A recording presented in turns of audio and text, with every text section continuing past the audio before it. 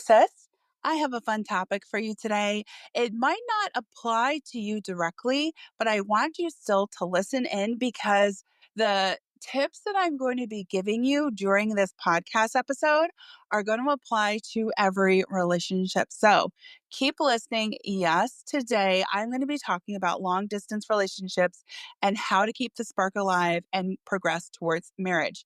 Now, of course, if you want to be in a relationship or if you are in a relationship, of course, the tips that I'm going to be sharing right now are going to apply to you too.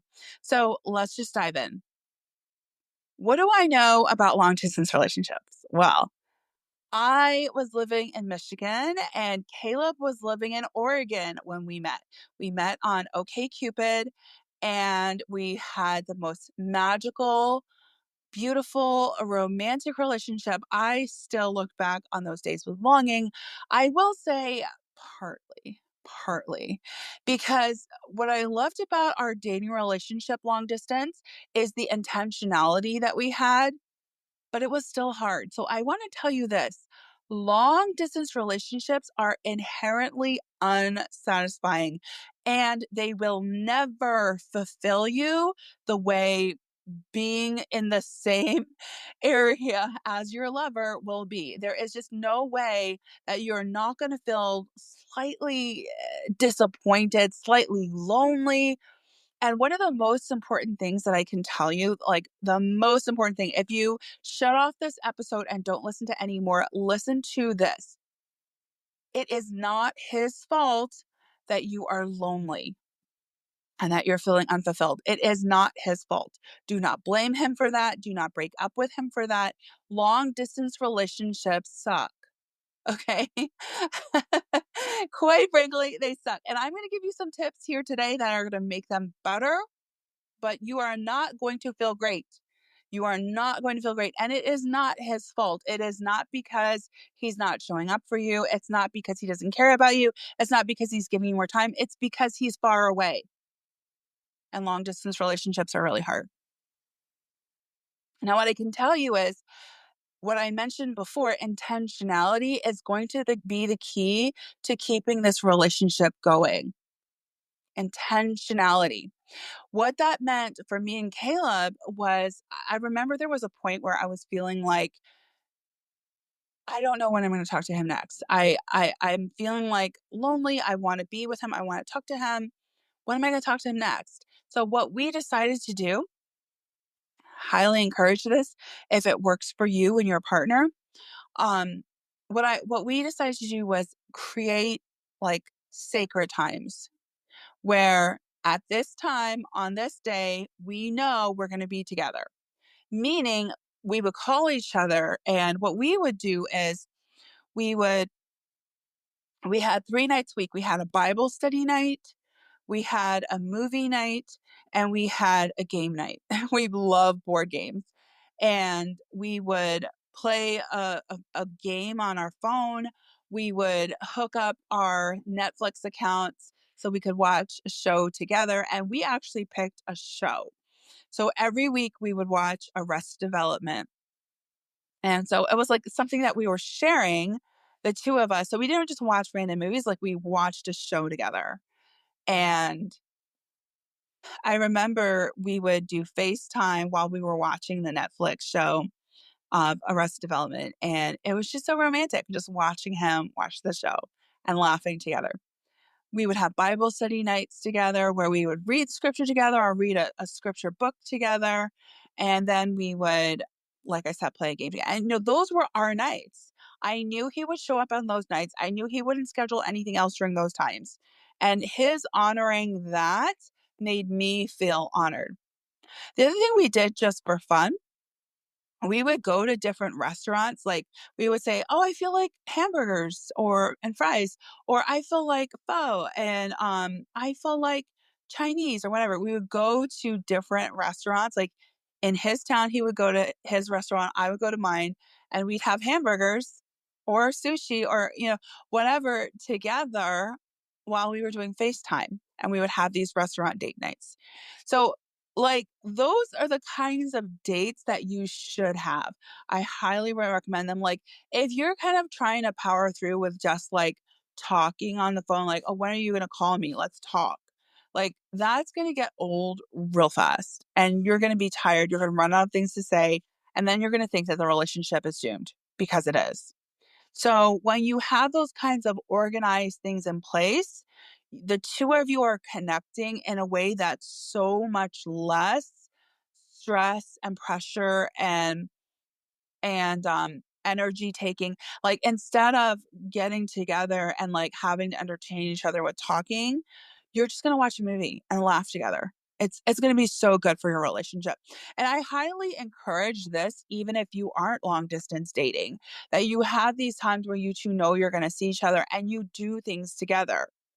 You do things together that are relaxing and fun and enjoyable. It's just really it's so needed in a relationship. Like, in those first early days, and we did this all the time, we were still talking and just sharing things with each other, and we were just talking, but we weren't the burden of the conversation wasn't always there. The other thing that we really did with each other was really flirt with each other.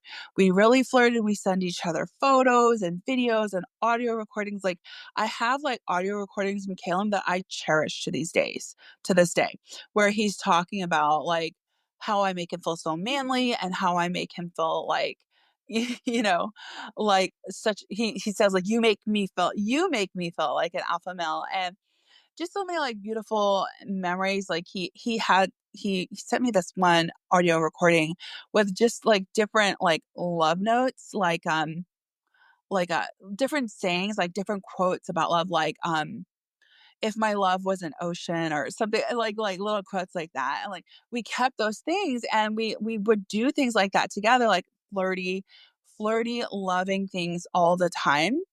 And so we didn't just text each other, how's your day? Like, did you sleep well? Good morning. We didn't just text each other that. Like, the things that we texted like had real substance to it and was like really memorable and thoughtful.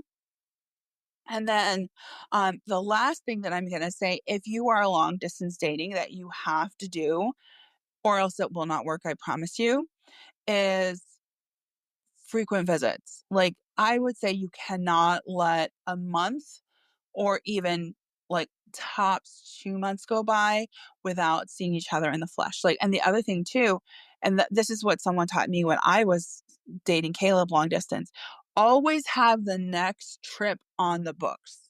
Like, you always have the next trip. Like, you have the trip coming up, you always have a trip coming up on the books with flights bought and everything, where you know the person is coming. And then when you have that trip, spend some time really talking with each other about the trip. Like, what was your favorite part? What did you think when we did this? Like, actually like reminisce about it together, and enforce and blueprint the memories that you created together. Like, blueprint them in your mind and go over them and talk about them and really cherish them together. Those are my main tips for long distance. The other thing that I will say is you've got to have an end date, sis. It can't just be, well, we're just doing this and we're going to see what happens. Like, there needs to, like, at some point, very quickly, you guys need to have a decision where one of you is going to move.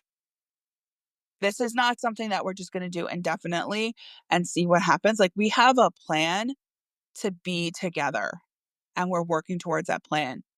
Whatever it is, it could be 2 years, it could be 4 years. I recommend no longer than 1 year. I recommend no longer than 6 months.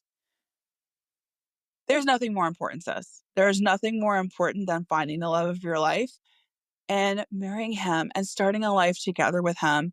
So if it's school, if it's work, if it's kids, whatever it is, like, you guys can sort that out together. Yeah? Sort it out together. Don't do this alone. So one of the things that I have always found is that if I am trying to accomplish a big goal, I I used to be an engineer, and I had projects all the time that I had no clue how to do, like, no clue. My boss would come to me and say, "Hey, I need you to let me know how much water hammer is in the steam generator," and I'm just like, "In the nuclear power plant." And I'm just like, "Well, what?" And I have found that the absolute best way to have success is to have a mentor that has gone where you have gone, that can answer your questions, that can help clear up things you're doing wrong, that can help, encourage you. And that is what I am to the women that I coach. I am there to give them ideas, to give them encouragement, to give them coaching, to help their mindset, to help their strategy. And I want to do that for you. Starting a new sisterhood, and it has your name on it. This is a small, intimate group. You get coached like every week. You get coached in between the week. Why? So that your mindset is set towards certainty that you're going to find this person, and you're always showing and shining how desirable you are because you believe this is for you. And I help you find the types of guys you're looking for. And I help you talk to them so that you create chemistry. And I help you talk to them so that you inspire them to commit. Sound good? I want you to go to my website, thechristiandatingcoach.com/sisterhood, and apply. Why? Because it's your time.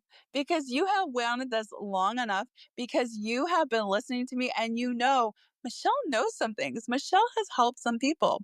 Last year, 4 of my clients got married and 3 got engaged. 2 of them have already gotten married this year, and it's not even springtime yet. And then 5 of my clients last year started new relationships. And just yesterday, another person told me she's in a relationship. Guys, it's your turn. Join the sisterhood. Thechristiandatingcoach.com/sisterhood. Apply. And let's get you married, sis.